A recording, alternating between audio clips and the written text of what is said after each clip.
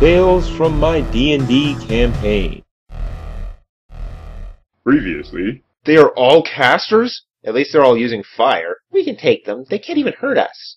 Easy for you to say. I think it's time to teach y'all some respect. I have made him vulnerable for now. So he can't transform? That's out of my way, you little shits. He can still transform. But those runes are gone.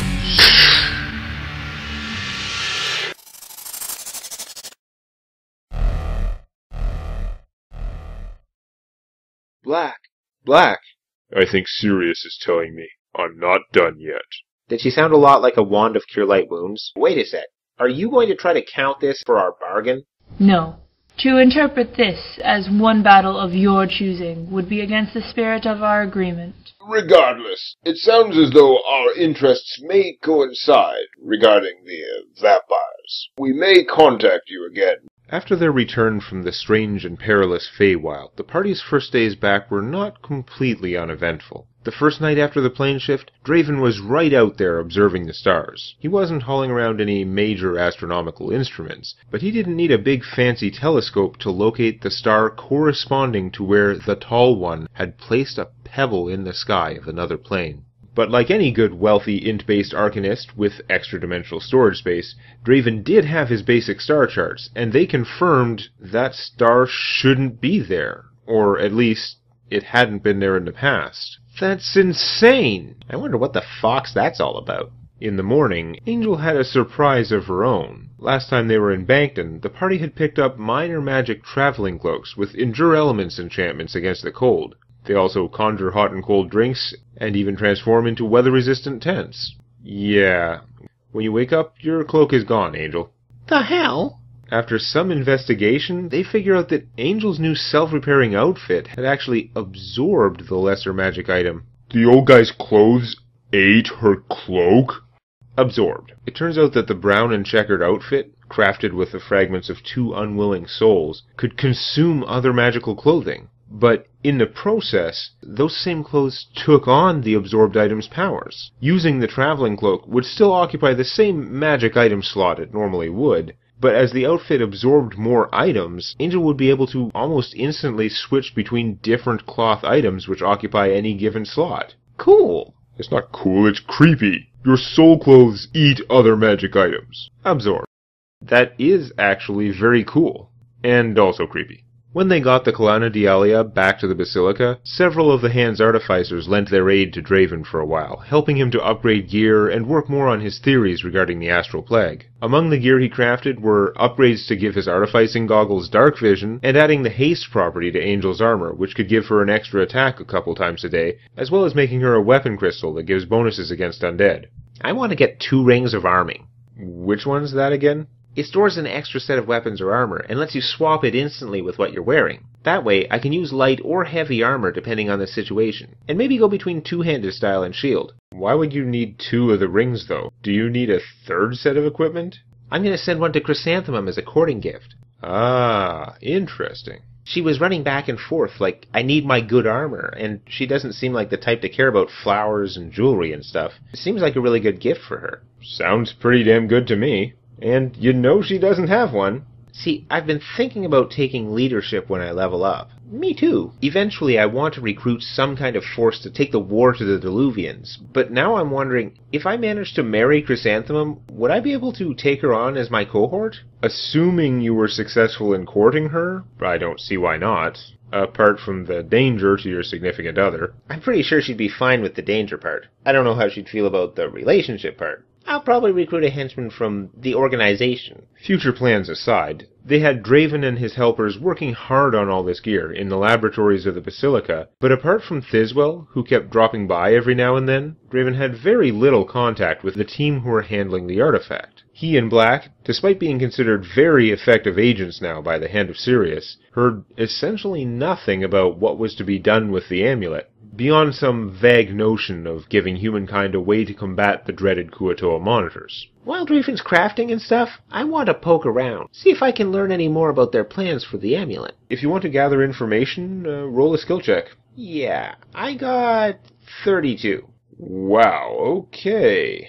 Well, you start chatting up a few of the staff of the Basilica. Most of the people you ask don't seem to know anything about the amulet or the program. You do find a few people, mostly old artificers, who have definitely heard of it, though they naturally veer away from the subject, and they clam up quickly as soon as they realize you're trying to learn more about it. Without drawing too much attention to yourself, it's hard to go much further down that track. You do at least get the idea that it's a project they've been working on gradually for a very long time, by human standards.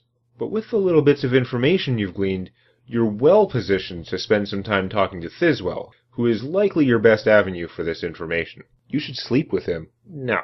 I do draw the line somewhere. When Angel visits Thiswell's office, close to the main labs in the Artificer's wing of the Basilica's underground complex, he's already interrupting her before she can get through a greeting. Good news!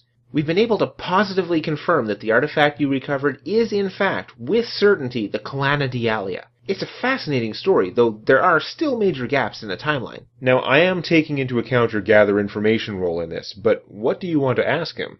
When will the project be ready to use? Okay, so you're implying that you know more than you do, that you're somewhat in the loop? Thiswell seems to be having a very hard time answering that question. Not just figuring out how much he can divulge, but actually answering it. I can't really give an ETA, but it has come a long way over the last generation. Now that I'm involved, and with the artifact you and your friends recovered, the project should be completed much sooner than expected. They have high hopes of soon showing the Trouts that the invincible monitors can be beaten by humans. With a little gnomish help, right? Of course.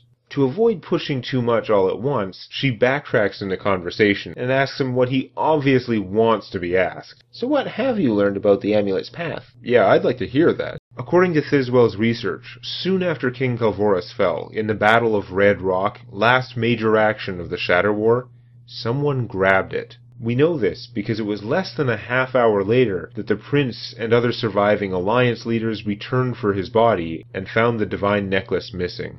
Records have surfaced from 2 centuries later, so a little over 800 years ago, when accounts and descriptions indicate that some people suspected the Kalana to have been worn by a half-elf named Valmont.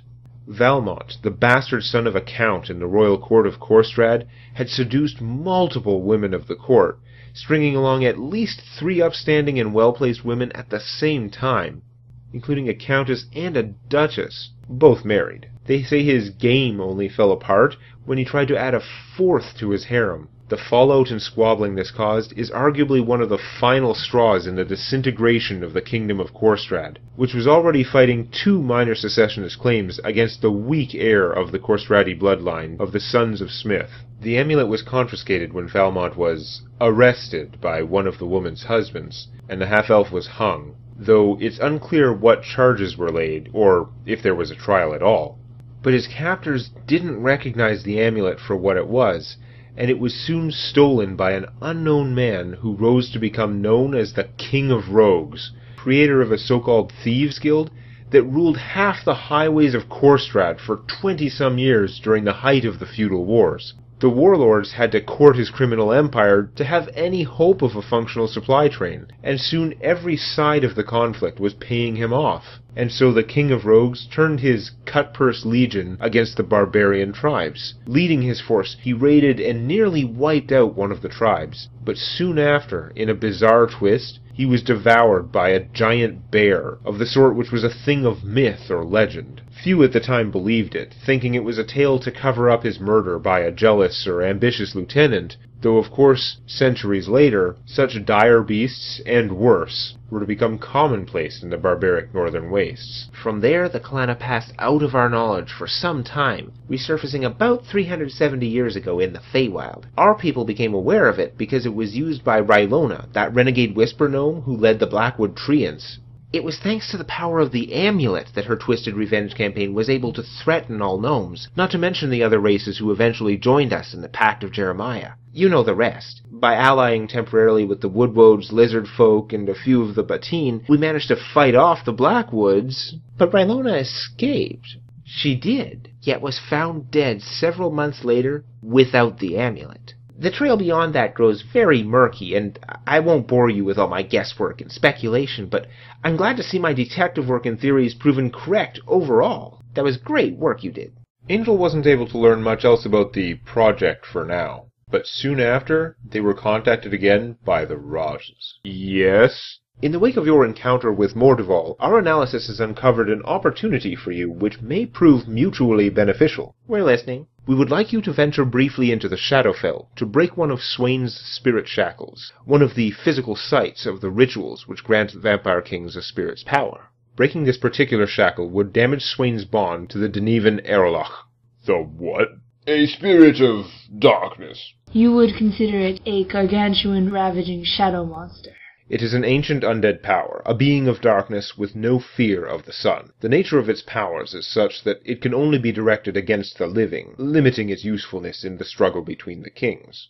One must surmise it would be turned against either the denizens of the Underdark, or of another plane. And you want us to fight this thing? No. The monster, as you would call it, will be quite far from your position, but losing this node should either cause Swain to lose control of the creature, or force him to devote more effort to maintain his hold. Weakening his grip elsewhere. Okay, what's in it for us? If you set forth in the next few days, we estimate over an 80% chance that, at the time of your arrival, this particular shackle will be guarded by a band of Swain's deadly riders, 3 dangerous horrors who rely more upon trinkets and might of arms than one such as Mordeval. So, the reward you're offering is a difficult fight? A fight against well-equipped enemies. I like it. If the treasure is their gear, some of it's bound to be useful. If you guys know so much, what happened to Zahir? We do believe that the shepherd was taken to the Shadowfell somehow, but our prognostication in the Deadlands is very incomplete, disrupted by the gaps created by the many spirit shackles. Each spirit shackle grants the king a degree of clairvoyance over an extended area around it, while blocking out other divinations. They also create an area where extraplanar transit is barred. And of course, Swain knows the bounds of this effect, and has doubtless filled the surrounding area with hazards for any who should appear nearby. Breaking this shackle will open up that region until Swain can personally rebuild it, but it should also create a brief disruption, an opportunity for us to potentially divine more information from all over his territories. We will use that window to gather as much information as we can on his connection to our enemies. And possibly locate your missing ally. I do need dirt samples from the Shadowfell for my research into the Astral Plague. Will we have to go into the Underdark? Although this shackle is underground, it is not connected to the Endless Depths. Been there, done that. What I want to know is, who are these enemies you keep mentioning? They are the enemies of all living things, the rulers of the oceans of the Shadowfell, beings who place no value on the lives or free will of others. The Mind Hunters. Mind Flayers? Like in those comic books? The Mind Hunters are extremely powerful and dangerous. They hate the existence of sentient thought other than themselves. They can feel it all the time, and therefore seek to destroy, wipe, or dominate all other minds. It is no surprise that they have allied with the vampire Swain. It is concerning that they are so blatant, that they feel no need to hide it from us. I'm pretty sure we can kill some Mind Flayers. Mind Hunters. I think you will find that those legends describe their true nature about as well as the children's tales of Rakshasas describe ours. Fortunately, it is highly unlikely they would take any notice of you at this point. The Rajas gave them the location, and remotely charged the Centra Stone with magic which Lady Hezimura assured them could break a spirit shackle, and soon they were riding out. Since you can't plane shift too close to a spirit shackle, and since they had been warned that the perimeter of the plane-blocked area might have defenses, the party crossed over from several kilometers away. There hadn't been a lot of time to look around when they strayed into the Shadowfell during the Woodbridge incident, after crushing the Necromonster. This time they found themselves in a much quieter spot, only a couple zombies in sight. Like 2.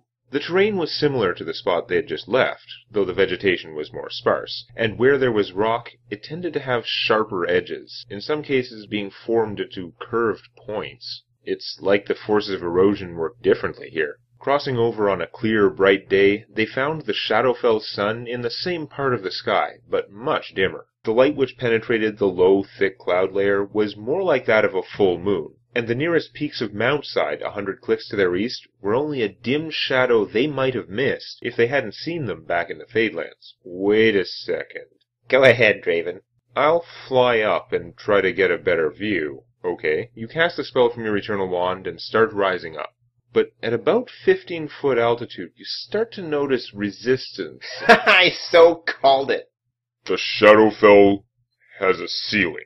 I guess that makes sense. They have the Underdark, so it goes down all the way. The limit, the point where pushing higher becomes ridiculously slow, is at around 17 feet. The actual max is probably a foot or a half a foot higher, but that's the practical altitude ceiling. Clearly there is stuff that is higher. You can see those mountain peaks, and from what Tobin has told you, Swain's fortress of Old House is up in the Twin Peaks, just like Castle in Vistria. This means to fly upright, my feet only get a little more than 10 feet off the ground. There's no way to fly higher than a 10-foot reach can attack you. You could lie prone on the ceiling. That might work against a medium or smaller creature with a polearm, or a spiked chain, but usually anything big enough to have a 10-foot reach is going to be tall enough to punch the ceiling anyhow. Kings beneath a shallow sky. Wings they have, but not to fly.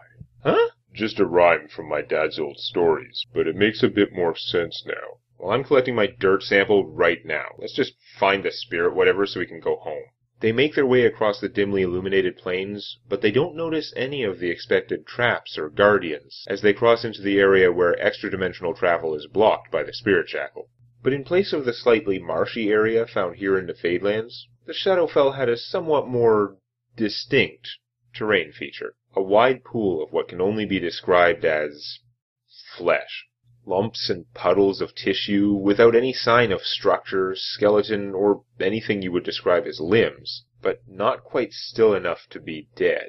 Just disgusting, vile, barely animate flesh. Is it a giant monster? A slime? Yeah, I'm thinking monster. Can we do any skill checks, or what? If you think it's a monster, I guess that would be dungeoneering if it were an abomination, or you could try knowledge religion if you think it's undead. Both seem reasonable. Shadowfell. Doesn't have the same ring as Feywild. As far as they can tell, the flesh is not a creature. Not even in the sense that a slime or an ooze is a creature type in D&D. Rather, it's more of a substance, a kind of terrain. That is not to say it isn't dangerous. The smell was vicious and putrid enough to cause saving throws if they passed over it, and the surface looked unstable, viscous, slippery in places, and also, repulsive. Let's see if we can come at it from the other side. The other side was a tar bog. Black, sticky, obviously treacherous, but they still preferred it to the flesh bog. Draven was flying, but wasn't strong enough to carry across huge guys like Black and Little One with all their armor, so it cost an extra fly spell on one of the strong guys to ferry them all across. On the island in the middle of this mess, they find a cave mouth, as promised, though the tunnel is blocked off by jammed-in corpses. By the time they have smashed or dug their way past that, there's little chance they remain undetected, if they ever were. They fight a few of those tough zombies from Woodbridge, but there's still creepily little resistance as they work their way inside, until they reach a chamber full of stalactites and stalagmites. A huge monster made of stitched-together corpses stands waiting, but it's another monster that goes first. A strange, rocky beast camouflaged among the stalagmites, which unleashes a strong magnetic pulse. Angel, Black, Little One, make a reflex save. DC 21 to keep hold of your weapons. Made it. Made it. Really? Black made DC 21 reflex? I rolled high. Okay, nobody's weapons are yanked out of your hands and pulled to the Lodestone Marauder. Draven's turn. Wait a sec. Draven? Look how that big zombie is in a little space there. If you could wall it in or something, we could take them down piecemeal. Well, walls are some of the few spells I can cast directly. That seems like a solid idea. His little alcove is so small, I could overlap 2, 3, 4 layers of wall of stone. That ought to hold him long enough. You hear smashing sounds from the other side, but the wall is holding. All right, let's take down this other guy. They make their saves to avoid having their weapons flung away, and despite its deflection bonus against metal weapons, the party crushes the lone marauder in well under 2 rounds. Well, that was easy. The other thing was supposed to tank for it, while some of you were supposed to be disarmed. Nice plan. Could have been dangerous. What now? Do we go on? We can't just leave that thing in there. It'll break out eventually. Yeah, we don't want to be attacked from behind. Well, it needs to hurry up and break out. It took 4 or 5 rounds of bashing for the corpse monster to break through, by which time they had long since finished the magnetic monster, buffed up, and were getting tired of readied actions. It burst out into a storm of blades and beatings. It was pretty tough, and Angel's anti-undead weapon crystal actually didn't work on it, because this one was a corpse golem. A construct-type monster rather than an actual undead. I hit it with Disabling Strike. Make a will save or lose your next action. It's a construct. They're immune to stunning and junk. It's not a stun or a daze or anything. If they fail their save, they just lose their action. That's a 5th level maneuver, right? I could swear it was a daze. Let me look it up. There was a 5th level strike that dazed the target. But Little One was also right.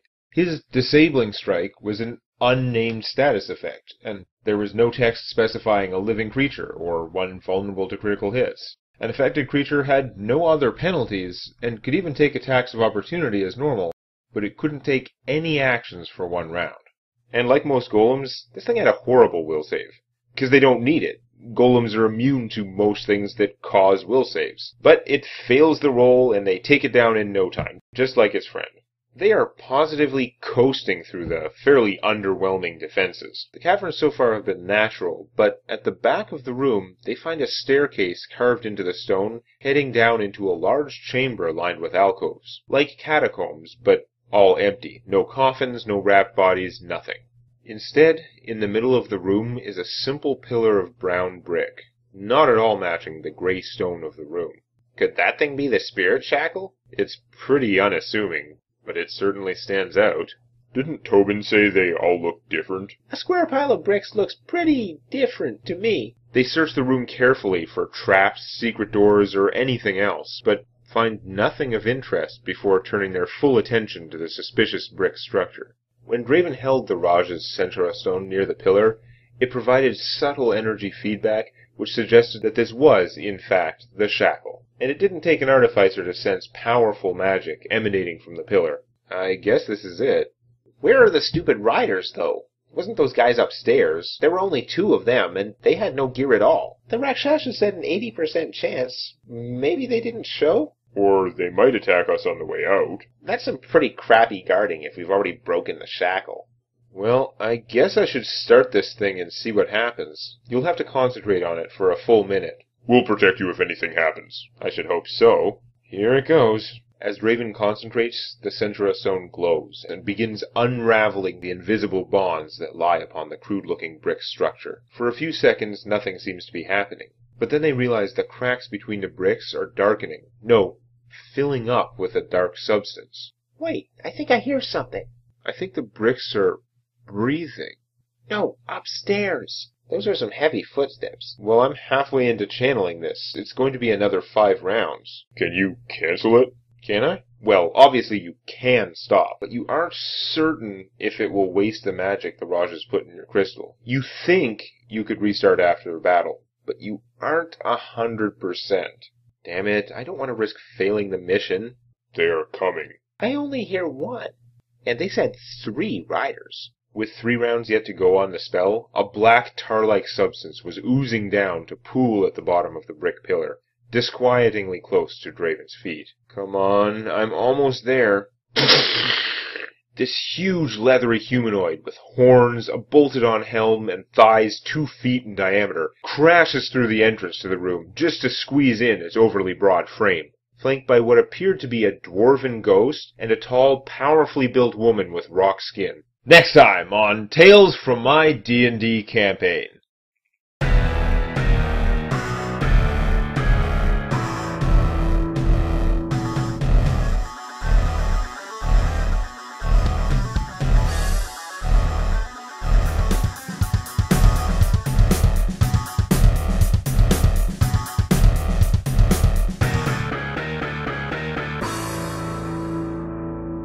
If I managed to marry Chrysanthemum, would I be able to Make quarter dragons? Don't be ridiculous. Of course I could make quarter dragons.